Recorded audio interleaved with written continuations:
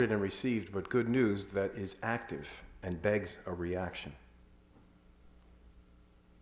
Here's some news that if you didn't dig, you wouldn't have heard. 4-year-old Lila with an autoimmune disease whose kidneys are failing because of all the medicines that she has to take.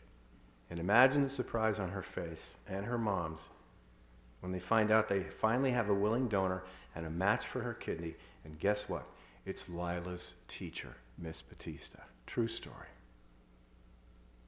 Now, when I get up in the morning and I pull out my phone and I click on one of those news apps, I didn't read that. I read something else. Sad, disappointing, and depressing, discouraging. I didn't read about Valenzio Sanchez, 89 years old, in Chicago, pushing an ice cream cart to support his wife and grandchildren.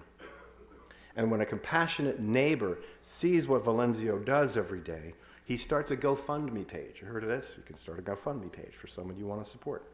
The goal was $8,000. Guess what came in? $180,000 to support Mr. Valenzio's family. True story.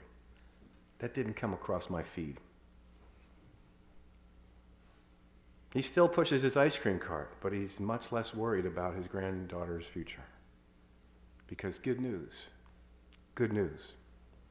somebody saw him and spoke a word.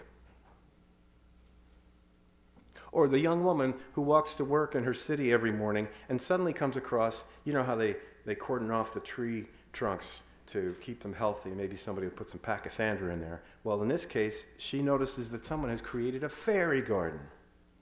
Libraries do this sometimes. They create fairy gardens where there are little homes and gnomes and huts and fairies that live there, and all the decorations and all the accoutrements that go with having a fairy garden. And so